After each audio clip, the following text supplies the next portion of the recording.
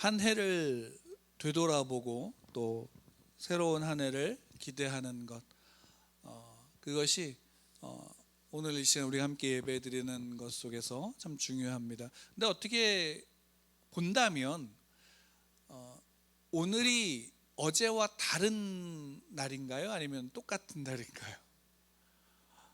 어떻게 본다면 엄밀히 따진다면 어제와 오늘은 똑같습니다. 그러니까 다만 우리가 정해놓은 달력과 우리가 정해놓은 시간 속에서 1년이 지났구나라는 것을 우리가 생각할 수 있습니다. 그것이 특별한 거죠. 우리가 그 시간 속에서 시작과 끝을 1년이라는 시간을 정했을 때에 이제 우리가 끝과 시작 속에서 내 삶이 누구로부터인지 또 내 삶이 어디로부터인지를 생각해보고 또 묵상하고 또 그 속에서 고백함으로 말미암아 우리의 삶이 하나님 안에서 또 하나님의 말씀 안에서 또 하나님의 자녀로서 살아갈 수 있는 은혜가 됩니다.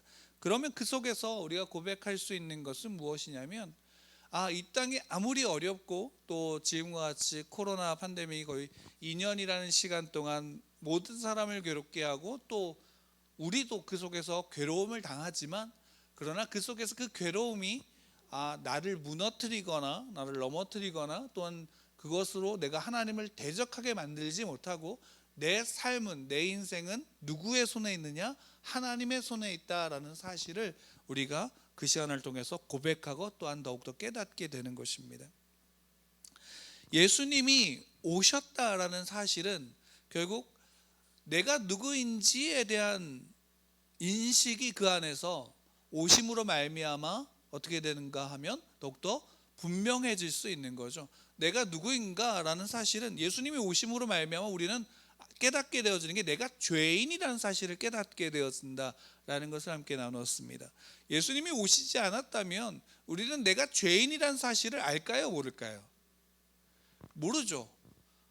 물론 우리가 스스로 내가 죄를 지었다, 어떤 도둑질을 했다, 거짓말을 했다, 또는 어떤 나쁜 짓을 했다라는 것으로 말미암아 내가 죄인이다라고 말할 수 있지만 성경에서 우리에게 알려주시는 성경에서 말씀하시는 죄에 대해서 우리는 인식할 수 없었을 겁니다. 예수 그리스도께서 오시고 그 예수 그리스도로 말미암아 하나님의 영이 그 택한 자들에게 부음받아졌을 때 내가 죄인이란 사실을 깨닫고 내가 죄인이란 사실을 깨달을 때 우리는 내가 그 죄에서 구원받고 그 죄에서 구원받는 자로서 세워지기 위해서 내가 예수 그리스도가 아니면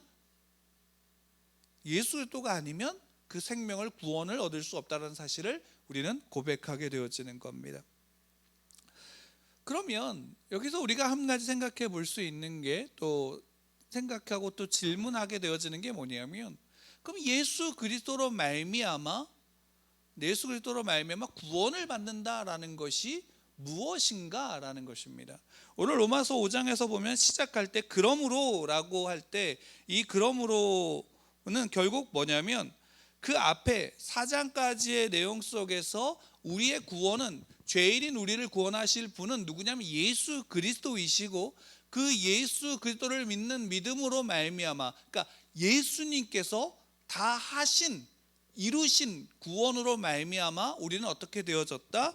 우리가 믿음으로 의롭다 하심을 받았다라는 사실을 이야기하는 겁니다. 그러니까 구원은 내가 어떤 행위와 어떤 능력으로 구원을 받는 것이 아니라 예수님께서 다 이루신 것이고 다 하신 것이다라는 사실을 기록하고 있는 겁니다.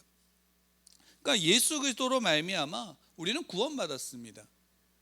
예수 그리스도로 말미암아 구원받았기에 예수 그리스도로 말미암아 우리는 어떻게 되어지냐면 그 다음에 우리 주 예수 그리스도로 말미암아 하나님과 화평을 누린다라고 기록되어지는 겁니다. 예수 그리스도로 말미암아 구원받은 자는 하나님과 화평을 누린다. 여기 화평이라는 단어가 이제 우리가 생각할 때 단지 그냥 좋다라는 그런 의미가 아니라 여기에 화평은 이제 화해하다라는 의미가 있습니다. 화해하다. 그래서 영어로는 피스라고 여기 이거를 번역하고 있는데 어떻게 보면 평화라고 우리가 말하기도 좀 애매한 단어입니다. 왜냐하면 우리는 죄인이라는 것은 결국 그 죄라는 게 뭐냐면 단지 나쁜 짓이다 아니면 하나님을 미워했다라는 것을 떠나서 하나님과 대적했다라는 의미죠. 그러니까 오늘날 우리식으로 표현한다면 하나님과 뭐 하고 있냐면 전쟁을 하고 있는 거예요. 적대적으로. 그러니까 하나님에 대해서 죄는 결국 모든 부분에서 하나님 앞에 대적하고 하나님을 적대하고 하나님과 싸우고 있는 거예요. 누가 하나님이 되려고? 내가 하나님이 되려고. 근데 예수 그리스도로 말미암아 우리는 하나님의 영광의 소망 안에서 뭐 하냐면 하나님과 화해할 수 있는 거예요. 누구로? 예수 그리스도로. 구원은 거기에 있는 겁니다. 구원은 우리가 하나님과 화해하는 거예요. 누구로? 예수 그리스도로. 그 예수 그리스도로 말미암아 화해함으로 말미암아서 그 안에서 뭘 하냐면 하나님을 어떻게 하면 자랑할 수 있는 거예요. 그거를 로마서에서 뭐라고 표현하면 즐거워한다라고 표현하는 거예요. 즐거워한다라는 게 하나님은 좋아요라는 그런 의미가 아니라 하나님을 자랑할 수 있는 존재가 되는 거예요.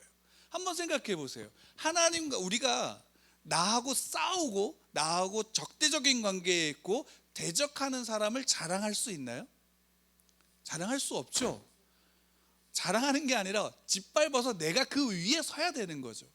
근데 구원받은 그리스도인들은 하나님을 어떻게 하냐면 즐거워한다라는 그 말의 의미는 하나님을 자랑한다라는 거예요. 자랑한다라는 것은 무엇을 자랑하나요? 난 무엇을 가졌어요 라는 것을 자랑하는 것을 성경에서 이야기하는 게 아니라 자랑한다라는 것은 그 하나님을 자랑한다라는 것은 결국 뭐예요? 하나님이 내 왕이시다라는 거예요. 내 아버지이시다라는 사실을 자랑하는 거예요. 복음이라는 게 우리가 소위 말한다면 복음을 전한다는 것은 예수님을 믿으면 천국 간다라는 의미를 담고 있는 것을 넘어서 그 하나님과의 관계가 화해되어지고 그런 말미암아 하나님이 나의 왕이시고 나의 아버지이심에 대해서 우리는 담대히 뭐 할 수 있냐면 자랑할 수 있다라는 거예요. 그래서 예수님이 이 땅에 오심으로 말미암아 우리 안에서 이루어진 게 뭐냐면 하나님이 나의 아버지이시다라는 것은 그 안에서 가장 중요한 우리 안에 신앙의 믿음의 가장 중요한 가장 핵심을 그 안에 담고 있는 게 뭐냐면 하나님이 나와 함께 하신다라는 겁니다. 그러면 우리의 자랑은 하나님이 나와 함께 하신다라는 것이 우리의 자랑인 거예요. 물론 어린아이들의 자랑은 아빠가 나한테 선물을 사줬다라는 것이지만 우리가 장년이 되어지고 그래서 내 부모를 자랑할 수 있게 되어진다라는 것은 뭐가 되냐면 내 부모가 어떤 존재인지에 대한 고백인 거죠. 우리가 하나님을 자랑한다라는 것은 하나님이 나의 아버지이시고 그 하나님이 어떤 분인지를 알기 때문에 우리는 하나님을 자랑할 수 있고, 근데 더 자랑할 수 있는 기쁨이 뭐냐면 그 하나님이 어떤 분이냐? 천지를 창조하시고 천지를 주관하시는, 무엇보다도 나를 그 생명을 주심까지 사랑하신 분이다라는 사실에 대해서 우리는 자랑할 수 있게 되어지는 거예요. 그거는 어디 안에서 이루어지냐면 예수 그리스도로 말미암아 하나님과 화해함으로, 하나님과 화평함으로 말미암아 우리는 그 안에서 하나님을 자랑할 수 있게 되어지는 복된 삶을 누릴 수 있다라는 겁니다.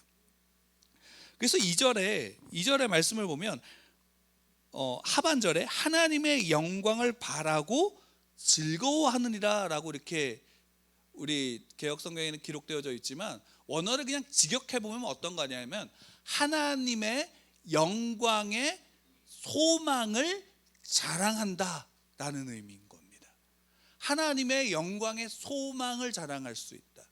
달리 말한다면 하나님의 영광 안에 누가 거할 수 있냐면 내가 거할 수 있고, 그 영광 안에 내가 거하기에 그 영광을, 하나님의 영광을 자랑할 수 있다라는 사실을 우리에게 알려주고 있는 거죠. 그럼 우리의 구원이 정말 그것을 누리고 있는가라는 겁니다. 정말 그것을 누리고 계신지 스스로가 질문할 수 있고 우리는 그 안에서 그것을 고백할 수 있죠. 그러면 하나님의 영광의 소망을 누린다라는 게 뭘까라고 한다면 로마서에서는 우리가 가장 유명한 말씀을 여기에 그 다음에 나오죠. 환난은 인내를, 인내는 연단을, 연단은 소망을 이루는 줄 압니다 라고 기록하고 있습니다. 그 전에 2절에 하나님의 영광의 소망을 자랑한다. 다만 이뿐 아니라 3절에 이어서 나오는 게 우리가 뭘 하냐면 환난 중에서도 즐거워한다 라고 이야기를 하고 있죠. 이거 다르게 표현한다면 이 즐거워한다는 똑같습니다. 자랑한다라는 거예요. 환난 중에서도 뭐를 즐거워할 수 있고 뭐를 자랑할 수 있을까라는 거예요. 그러니까 우리가 엄밀히 따진다면 그리스도인들이 환난을 즐거워한다? 환난을 즐거워할 수 있으신가요? 저는 알아요. 제 안에 저에게 환난이 다가온다면 저는 기뻐할 수 없어요. 즐거워할 수 없어요. 왜? 누구나 다 마찬가지죠. 환난이라는 것은 고통과 고난과 아픔이 내게 온다면 사람은 누구나 그것을 즐거워할 수 없어요. 그것을 기쁘게 받아들일 수 없어요. 그렇다면 우리는 내 앞에 나오는 모든 역경과 모든 실패도 그 속에서 우리가 기뻐하고 즐거워할 수 있어야 되는데 실제로 우리는 그럴 수 없거든요. 근데 그럼에도 불구하고 성경은 우리에게 그 사실을 이야기하는 거예요. 환난 가운데서 우리는 즐거워한다라는 거예요. 그럼 우리는 쉽게 얘기할 수 있죠. 그럼 그 환난을 잘 참고 견뎌야 돼. 그럼 그게 뭐예요? 인내. 그러니까 우리는 여기에서 우리가 생각하는 인내는 내가 그 환난 속에서도 기뻐하기 위해서 잘 참아야 돼. 기뻐하기 위해서 잘 견뎌야 돼 라는 생각으로 우리가 그 인내를 생각하고 그렇게 잘 견디면 연단을 받으니까 그 연단 안에서 우리가 더욱더 성숙해질 수 있어. 내가 성숙해질 수 있어 라는 생각을 갖죠. 근데 이게 단순하게 그 부분만 띄어서 보는 게 아니라 이것은 그 앞에서 이야기하고 있는 구원, 달리 얘기하면 하나님과 나와 화해했기 때문에 내가 그 하나님과의 관계 안에 있다라는 것을 우리가 이 말씀을 봐야 되는 거예요. 그리고 구원은 분명한 것은 구원은 내가 이루는 게 아니라 누가 이루는 거예요. 예수님이 오심으로 그분이 다 하신 거예요. 구원은 예수 그리스도께서 이미 우리에게 주신 은혜죠. 완성하신 거예요. 거기에 우리가 인내를 더함으로 뭔가를 더할 수 있을까요? 없을까요? 없어요. 그러면 중요한 것은 여기에서 있는 모든 한 단어 한 단어, 이 문장에 있는 모든 하나하나가 단지 내가 무엇을 하는가의 문제가 아니라 하나님과 나와의 관계 안에서 이것이 이루어지는 거예요. 달리 얘기한다면 이것은 어린아이에게 밖에 볼 수 없는 게 뭐냐면 저는 개인적으로 작년에 저희 장인어른의 이야기를 듣고 굉장히 감동했어요. 저희 아버지의 그 이야기를 듣고 어떤 이야기냐면 내 자녀의 어떤 삶의 실패 속에서 내 자녀의 그 실패와 내 자녀의 아픔 속에서 부모가 할 수 있는 가장 큰 위로를 하셨어요. 그것은 뭐냐면 내가 하나님 앞에서 어떻게 살았고 내가 내 자녀를 얼마나 사랑하는지에 대한 표현이셨어요.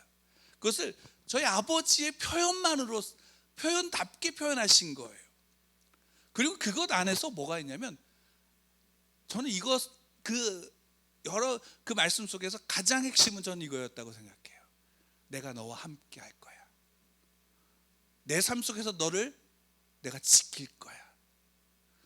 그리고 그 속에서 아버지의 고백, 하나님이, 내가 믿는 하나님이 나의 아버지가 너를 지키실 거야 라는 고백이셨어요. 근데 그게 저는 개인적으로 저한테 굉장히 큰 은혜였고 감동이었어요. 그리고 그 고백 속에서 하나님의 마음을 보는 거예요. 너가 환난 속에서 환난으로 아파하고 고통받고 슬퍼하고 그 아픔 속에서 좌절하고 있을 때 우리가 그 환난을 기뻐한다, 즐거워한다 하는 것은 그 환난 자체를 기뻐하는 게 아니라 그 환난 속에서도 나와 함께 하시는 그 하나님, 그래서 그 하나님이 나의 아버지이시기에 나와 함께 하시는 그 하나님을 바라보기 때문에 그 하나님을 자랑할 수 있다라는 거예요. 어디에서? 그 환난 속에서. 그리고 그 환난 속에서 하나님은 어떻게 해요? 우리 아버지는 내가 그 환난을 견딜 수 있도록 나와 함께 하신다라는 거예요. 그래서 우리는 우리 신앙 속에서 하나님이 나와 함께 하신다라고 고백하는 거예요.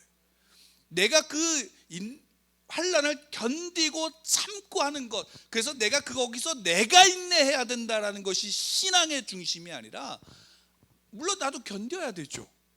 그러나 그 속에서 누가 함께 하시는가를 믿는 거예요. 하나님이 함께 하십니다. 아버지가 함께 하신다라는 사실이죠. 그게 우리의 인내예요. 내가 견디는 게 아니라 하나님이 그 속에서 나를 붙잡고 견디게 하시는 것. 그러면 그것이 우리를 어떻게 하시냐면, 여기서는 연단이라는 단어로 표현되어지지만 내가 자라게 하는 거예요. 성숙하게 하는 거예요. 그것이 우리의 신앙의 안에 있는 우리의 신앙의 본질입니다. 우리의 신앙은 내가 하나님을 어떻게 믿고 어떻게 믿음으로 말미암아 내가 무엇을 하는가의 문제가 아니라, 내가 하나님이 나의 아버지이심 속에서 하나님과 함께하고 있는, 하나님이 지금 나와 함께하고 있는 그 사실, 그것을 자랑하는 게 뭐예요? 우리가 그 안에서 인내하고 있는 거예요. 그러면 그 안에 내가 정말로 하나님을 자랑하고 있는가가 우리의 신앙에 비춰지는 게 우리에게 가장 중요한 문제이겠죠. 그러면 그 안에서 소망을 이루는 거예요. 내가 무엇을 참고 견디어서 무엇을 받기 위한 소망이 아니라 하나님이 소망이 되시는 거예요. 예수 그리스도가 뭐가 되냐면 소망이 되시는 거예요. 그리고 그 소망이 우리를 어떻게 하냐면 모욕하지 않아요.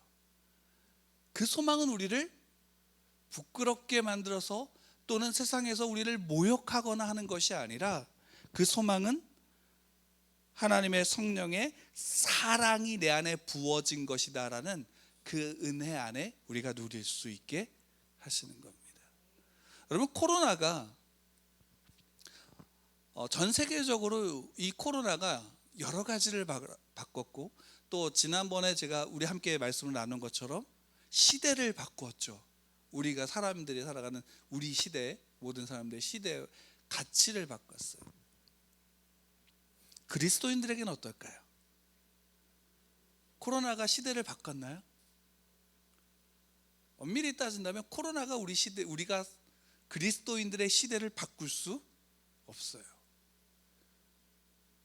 코로나는 시대를 바꾸는 게 아니라 그 속에서 신앙의 본질을 찾아가게 하는 수단이 되어진 거예요. 왜? 이 코로나 시대 속의 환난 속에서 우리는 누구와의 관계 안에 서야 되냐면, 하나님과의 관계 안에서 내가 서 있는가 아닌가. 그래서 내가 정말로 그 안에서 하나님이 나의 아버지이시기에 그 하나님 말씀 가운데서 그 말씀에 살아가고 있는가. 예수님이 이 땅에 오신 것은 분명히 로마서 8장에서 이렇게 그 5장 8절에서 이렇게 기록하고 있어요. 함께 같이 읽어볼까요? 5장 8절 말씀 함께 읽겠습니다. 시작. 우리가 아직 죄인 되었을 때에 그리스도께서 우리를 위하여 죽으심으로 하나님께서 우리에 대한 자기의 사랑을 확증하셨느니라. 예수님이 오심으로 말미암아 우리 안에 내가 죄인임이 깨닫게 되어지고 고백되어질 때, 예수님이 십자가에서 죽으심으로 우리의 그 온전한 하나님의 의를 이루시고 그 의로 안에서 우리가 하나님의 자녀의 복을 누릴 수 있게 하신 그 사건은 결국 뭘 이야기하냐면, 하나님의 사랑이 우리 안에서 확증되어지고 사실이 되어질 수 있도록, 그리고 그 사랑 안에 우리가 누릴 수 있도록 사랑을 누릴 수 있도록 우리를 이끌어 가신다라는 사실입니다. 예수 그리스도가 오심으로 우리는 그 예수 그리스도로 말미암아 하나님의 자녀된 자로서 하나님과 화해를 누릴 수 있게 되어지고, 그리고 그것은 결국 더 나아가서 하나님과 나와의 관계가 온전히 내 삶에서 누려질 수 있도록, 그러니까 우리가 누리는 것은 무엇이냐면, 구원받은 자들이 이 땅에서 누리는 것은 하나님과 화해된 자로서 하나님을 자랑할 수 있는 관계 가운데서 우리가 하나님을 누리는 거예요.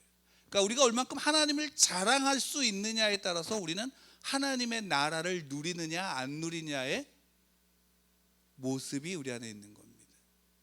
물론 하나님의 말씀을 지키고 하나님의 말씀에 순종하고 또 그 하나님의 말씀대로 살아가기 위해서 애씀으로 말미암아 우리는 하나님 나라의 상급을 기대하고 상급을 소망할 수 있어요. 그러나 그것이 단지 먼 어떤 내세적인 어떤 것의 상급이 아니라, 지금 내가 하나님과 하나님의 자녀로서 하나님과 함께하는 자로서의 복을, 그 상을 지금 또한 우리가 누리고 있다라는 사실이 성도의 믿음인 겁니다. 우리는 그 믿음 가운데 내가 있는가라는 것이에요. 믿음이 자란다라는 것은 결국 이 자랑이 무엇을 줬습니다라고, 무엇을 받았습니다라는 것에서 그분이 누구인지를 알기에 그냥 내 아버지를 자랑할 수 있는 것으로 나아가는 거고, 내가 아버지의 자녀인 것 그 자체에 프라이드를 느낄 수 있게 되어지는, 그 안에 나의 자존감의 모든 것들이 있기에 오히려 내가 그 앞에서 당당할 수 있게 되어지는 은혜가 성도의 복입니다. 이게 복음의 핵심일 겁니다. 아니, 이게 복음의 핵심입니다. 우리는 너무나도 쉽게 이 사실을 잃어버리죠. 무엇에서 잊어버리냐면, 무엇을 받았는가에서, 또 무엇을 받고자 하는 것이란 그 대상 앞에 이것을 잃어버릴 때가 너무 많다라는 사실입니다. 하나님은 이미 우리를 사랑하셨고 사랑하신 그 사랑을 확증하셨어요. 하나님이 나를 사랑하신다라는 증거를 나에게 더 달라고 요청할 필요가 없어요. 근데 저희 아이는 늘 얘기하죠. 나를 사랑하면 다 해줘야지. 끊임없이 변하지 않고 하는 고백. 선물을 줬어요. 오늘 선물을 줬는데 그 선물은 얘의 눈에 차지 않아요. 왜? 자기가 원하는 선물이 아니에요. 근데 마치 그와 같이 하나님 앞에서도 우리의 모습이 그와 같다면, 과연 내가 신앙이 정말로 난 깊은, 정말 놀라운 수준의 신앙을 고백하고 있어 라고 말할 수 있을까요? 그렇지 못하죠. 그래서 신앙이 성숙해질수록 내가 얼마나, 또는 내가 너에게 이런 말을 하는 게 아니라 더욱더 어떻게 되면 하나님 앞에서 내가 얼마나 죄인인지를 고백함과 동시에 그 죄인인 나를 사랑하시는 하나님의 사랑 안에 감동하고 그 은혜를 감사하며 그 은혜를 누리게 되어지는 겁니다. 환난은 인내를, 인내는 연단을, 연단은 소망을 이루는 줄 압니다. 결국 이것은 예수 그리스도로 말미암은 화평, 예수 그리스도로 말미암은 하나님과 화해된 자로서의 하나님의 자녀된 복을 누리는 겁니다. 단지 내가 얼마나 인내하고 지켜야 되고 견뎌야 되는 싸움의 문제가 아니라, 내가 얼마나 하나님과 함께하는, 하나님과의 관계 속에서 내 삶을, 내 현실을, 미래를 바라보는가의 문제인 겁니다. 내가 예수님을 믿습니다. 그래서 나는 주일날 교회 가서 예배를 드립니다. 또는 내가 얼만큼 성경을 많이 읽었습니다로서 우리의 신앙을 자랑할 수 없습니다. 그것은 내가 자랑할 거리가 되는 게 아니라 이렇게 말씀드릴게요. 당연히 해야 되는 겁니다. 그건 자랑할 거리가 되는 게 아니라 당연히 해야 되는 거야. 하나님을, 예수의 도를 통해서 구원받은 하나님의 자녀들은 당연히 해야 되는 겁니다. 우리의 자랑할 것이 있다면 하나님입니다. 그리고 하나님이 나의 아버지라는 사실입니다. 좀 더 우리가 더 자랑할 것이 있다면 나를 구원하신 예수 그리스도께서 하나님의 보좌 우편에 앉으셔서 나를 위해서 중보하고 계신다라는 걸 자랑할 겁니다. 그게 우리의 자랑거리입니다.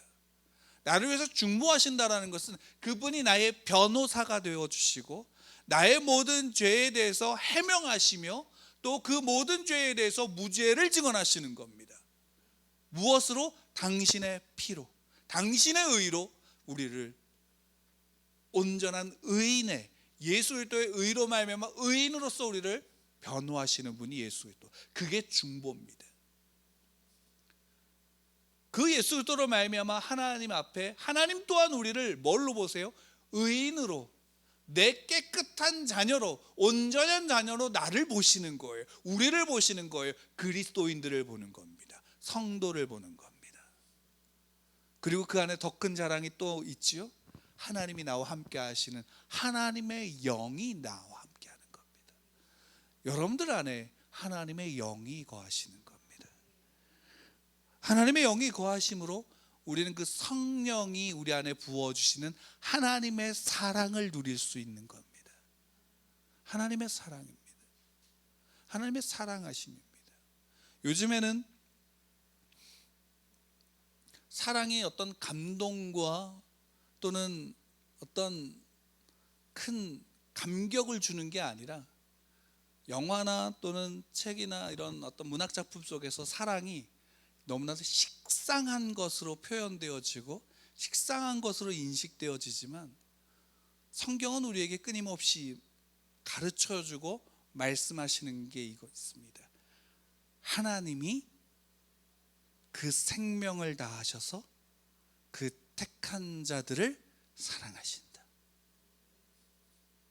그럼 달리 얘기하면 그리스도인들에게 있어서는 사랑은 식상한 게 아니라 사랑은 그 사랑을 경험하거나 그 사랑을 고백할수록 그 안에서 감격 가운데, 감사 가운데 은혜를 누리게 되어지는 겁니다. 그럼 과연 이 사랑이 우리 안에 그 감격으로, 감사로 고백되어지는가? 라는 문제가 있죠. 저는 아까 오늘 집사님이 기도하실 때 되게 감격한 한 단어가 있습니다. 여러분 혹시 아실지 모르겠지만 저는 누구도 교회 안에서 어린아이를 보면서 성도라는 단어를 쓰시는 것을 처음 들어봤습니다. 그래서 좀 감격했습니다. 왜냐하면 그 인식이 우리 안에 중요한 겁니다.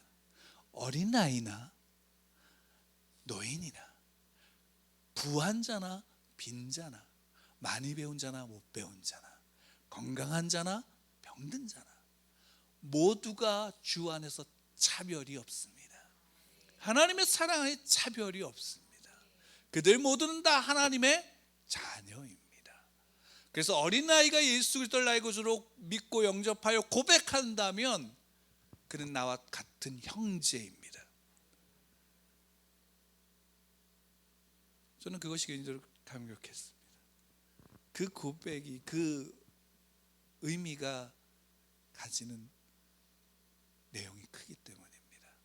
알던 모르던 그것이 얼마나 크냐라는 문제가 아니라 하나님이 우리를 그렇게 보고 계시고 하나님이 우리를 그렇게 대하고 계시다라는 겁니다.